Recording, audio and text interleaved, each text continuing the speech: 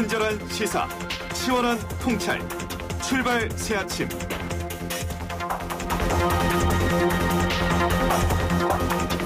네, 전국적으로 기록적인 집중호우가 이어진 가운데 물난리로 인한 피해가 참 큽니다.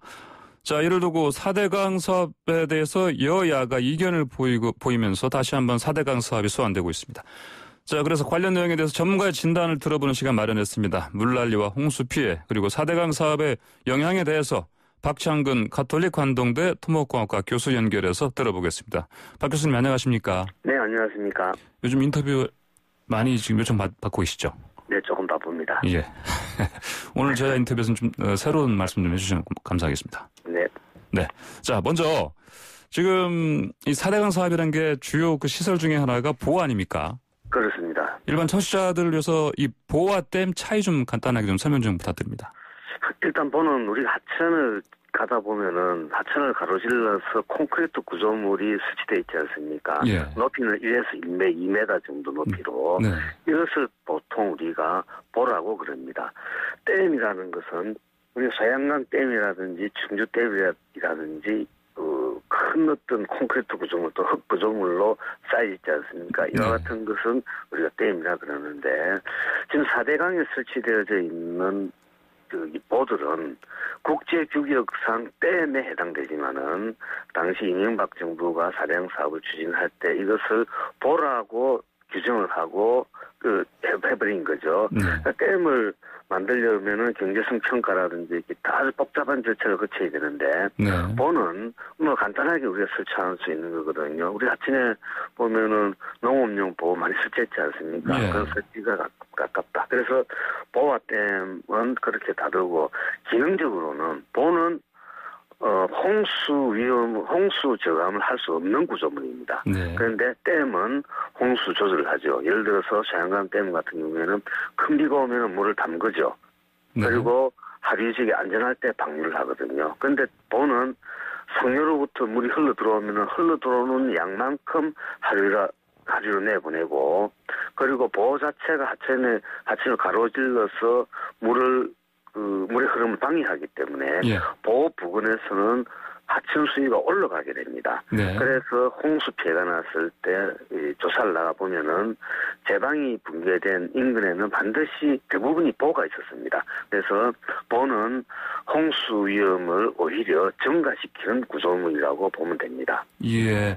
용어의 정의상으로 봤을 때는 보라는 것은 기본적으로 홍수 예방과는 관련이 없고 과거에 뭐 농업용수라든지 이런 식으로 논에 물대는 거, 밭에 물대는 거 이런 용도로 쓰이던 거란 말씀이시죠? 네, 그렇습니다. 그런데 이제 이명박 정부 때 추진했던 4대강 사업에서의 이 보라는 거는 실질적으로는 옛날 개념의 보가 아니고 사실상 댐이다 이런 말씀이신 거죠? 네, 규모상으로 댐인데 이제 그 보가 댐이 되려고 그러면 홍수 조절 기능이라든지 용수 공급 기능 이런 것들이 돼 있어야 되는데 거기에서는 전혀 그런 기능이 없었다. 그런 얘기입니다. 그러니까 국제 규격상 크기로 봐서는 댐인데 기능상으로는 홍수 조절 기능이 없기 때문에 그러면서 봤을 땐 보로 뭐 이렇게 정정한 구조물이 돼버린 거죠. 예, 그런 거죠. 예. 자, 그러면요. 자, 요즘 논란이 이 여당 쪽에서는 4대강 사업이 물난리 키웠다 이렇게 말하고 있습니다. 이런 지적 어떻게 보십니까? 지금 낙동강에 또 일부가 무너졌지 않습니까? 그러면서 홍수 피해가 났는데 제가 지난 일요일 날 현장에 직접 조사를 갔었습니다. 그래서 보니까 합천에 있는 저희 합천보의 직상류에 제방이 유실됐거든요. 그래서 현장을 조사해 보니까 그 제방은 모래로 구성되어져 있고, 그리고 농경지로부터 물이 많으면은 하천으로 배수시키는 배수관이 있었는데 그게 콘크리트로 구성되어져 있었습니다. 그래서 모래 제방 안에 콘크리트 구조물이 가로질러서 꼽혀 있는 형상이거든요. 그래서 낙동강에서 물이 차게 되니까 콘크리트 구조물과 흙 사이에 미세한 간격이 있거든요. 구멍이 조금 생긴다는 얘기죠. 여기를 통해서 물이 흘러나가면서 모래를 그 물이 흘러가면서 모래도 끓고 나가지 않겠습니까? 네. 그런 물길이 생기고 점점 더 커져서 커지는 현상이 발생하는데 이것을 우리가 이야기하는 파이핑 현상이라고 합니다. 예, 파이핑 그래서 현상이요. 예. 이 파이핑 현상이 점점 더 커지면은 결국은 제방이 무너지게 되는 거죠. 그래서 낙동강에서 발생한 또 제방이 붕괴된 것은 네. 전형적으로 하천 제방 관리를 부실하게 했기 때문에 발생한 거였는데 네. 박근혜 정부 때 4대강 조사 평가를 옛날에 기억이 했는데 그때 그 자료를 보니까 합천보를 비롯한 몇 개의 보에서는 보직 상류에서는 홍수 위험, 제방 붕괴 위험이 있기 때문에 적절한 보강을 해라는 얘기가 있더라고요. 얼굴 찾아보니까. 그러니까 결국은 보를 건설하고 준설하는 데만 행정력을 집중했지 그로 인해서 발생 가능한 제방 붕괴와 같은 것은 적절하게 대응을 못했다고 볼 수 있습니다. 더더욱이 함암 하천보 같은 경우에는 비가 오면은 하천 수위가 물의 흐름을 가로막기 때문에 수위가 올라가지 않습니까? 예. 그래서 이번에 제방이 붕괴된 지역은 합천보 직상류였고 홍수위가 하천 수위가 한 20-30cm, 30-40cm 정도 더 상승했거든요. 예. 그러니까 상승됐으니까 파이핑 현상을 더 가속화시켰겠죠. 그래서 낙동강에서 보호 붕괴 문제는 파이핑 현상에 의한 붕괴고 1차적인 원인이고 두 번째로는 합천보가 일정 부분 파이핑 현상을 가속시켰다. 이렇게 판단할 수 있습니다. 네, 이제 교수님께서 이번 이제 뚝 붕괴는 이제 파이핑 현상이라는 이것 때문에 일어난 것이다. 그래서 그러면 이와 관련해서 이제 혹시 다른 토목공학 관련 전문가들의 의견도 좀 이렇게 혹시 뭐 이렇게 좀 물어보셨습니까? 어떻습니까? 그거는 너무 명백하기 때문에, 예. 제 주위에 계시는 분들한테 상황을 설명하니까, 네. 우리나라에서 먼저 제방이 붕괴되는데, 네. 한 60% 이상이 이와 같은 파이핑 현상에 의해서, 제방이 붕괴가 됐다는 그런 얘기도 하고 있고, 예. 이런 것들은 벌써 그 건설기술연구원에서 네. 연구 결과로도 제시를 하고 있습니다. 예, 그렇습니다. 자, 이 4대강 사업 추진 당시 이제 홍수 예방을 위해서는 본류가 아닌 지류, 지천 정비부터 했어야 한다 이런 지적이 있습니다. 네. 만약에 그렇게 실제로 했다면 이번 홍수 피해가 좀 지금보다 이게 더 줄일 수 있었다 이렇게 보십니까? 네, 일부 정치권에서는 4대강 지류 사업도 하려고 했는데. 예.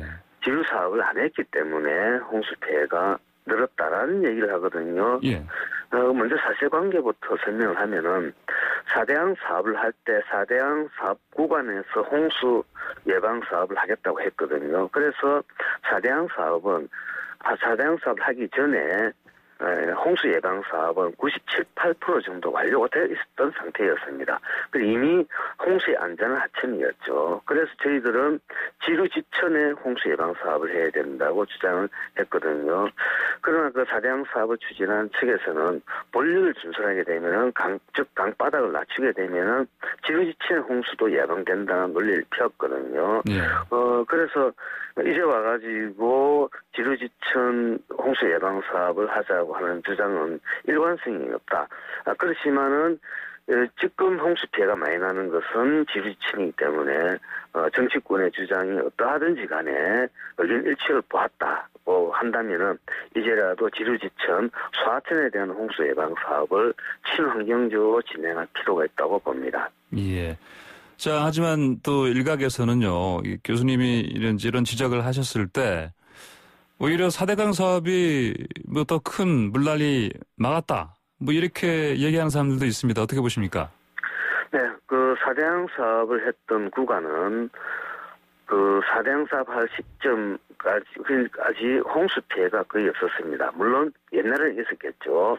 우리나라 큰 하천, 중소규모 하천이 있다면은 예산은 한정되어 있기 때문에 그 국가가 그 홍수 예방 사업을 할 때는 큰 하천부터 할 수밖에 없거든요. 예. 그래서 사대강 사업을 할 때는 이미 큰 하천에서는 홍수 예방 사업이 한 97, 8% 완료가 됐었었고 홍수 피해도 그쪽에서 발생하지 않았다는 얘기죠. 그러니까 그런 안전한 데는 더 안전하게 했고 지방 하천과 같이 홍수 위험이 상존하는 데는 행정 예산 투입하지 않았다고 볼 수 있는 거죠. 그래서 사대강 사업에서 홍수 예방 사업은 번지수를 잘못 짚은 홍수 예방 사업이었다고 볼 수 있습니다. 자, 그렇다면 또 특히 사대강 사업에 포함되지 않은 섬진강에서 사실은 피해가 컸는데요. 네. 또 이것도 관련해서도 여기도 사대강 사업에 포함되지 않았기 때문에 이번에 피해가 컸다. 이런 얘기도 있습니다. 어떻게 보십니까? 네, 섬진강 같은 경우에는 제방 그것도 원료해서 된 게 아니고 제방에 물이 차니까 제방 옆부분이 파여 나가가지고 유실이 된 거거든요. 예. 그래서 만약에 원료가 됐다 그러면은 지금 일각에서 이야기하는 사대강 사업 하지 않았기 때문에 피해가 발생했다고 할 수 있는데 실제로는 원료가 안 됐거든요. 그래서 그런 부분들은 사실관계를 조금 더 명확하게 해서 이야기하는 게 좋다고 봅니다. 네, 원료에 따른 제방 붕괴가 아니었기 때문에 네. 사실관계를 좀 더 명확하게 규명해야 된다 이런 말씀이시죠? 네. 예. 네, 그러니까 사대강 사업을 안 했기 때문에 홍수 피해가 증가했다. 네. 라는 것은 적절하지 않다. 만약에 원료를 했다 그러면은 홍수 예방 사업 했어야 되는 거죠. 그런데 원료가 아니고 제방 관리도 거기도 부실하게 해가지고 제방 밑부분에서 파여 나왔거든요. 그래서 그런 것들은 상당히 거리가 있다고 봅니다. 예, 알겠습니다. 자, 이번 집중호우로요. 서울 쪽 피해가 컸습니다. 특히 네네. 곳곳에 도로 침수되고 출퇴근길에 교통에 큰 혼잡이 있었고요. 네. 자, 매번 이렇게 집중호우로 인한 도심 지역 도로 침수 피해 이게 불가피합니까? 어떻게 보십니까? 우리가 도심지 같은 경우는 옛날에 개발될 때 소하천을 복결했거든요. 그래서 그 밑에 하수관 거를 설치해서 홍수 소통하게 했는데 그때는 홍수 빈도를 한 30년 정도 견디게끔 설계가 되어 있었습니다. 그런데 요즘은 설계가 강화돼서 80년에서 100년 빈도에 견디게끔 설계 기준이 상향 조정이 되어버렸거든요. 그러니까 현재 기준으로 보면은 옛날의 하수 관거들은 소통 공간이 부족하지요. 그러니까 도심지는 항상 침수 위험에 노출되어져 있다는 얘기고, 근데 소통 공간, 즉 하수 관거를 넓히려고 그러면은 그 건물들을 이제 부수고 만들어야 되지 않겠습니까? 그래서 현실적으로 불가능하기 때문에 상류에 지루지를 설치한다든지 이와 같은 조치를 통해서 도심지 홍수 침수 방지를 막아야 된다고 봅니다. 예, 알겠습니다. 박 교수님 오늘 말씀 여기까지 듣겠습니다. 고맙습니다. 네, 감사합니다. 자, 지금까지 박창근 가톨릭 관동대 토목공학과 교수였습니다.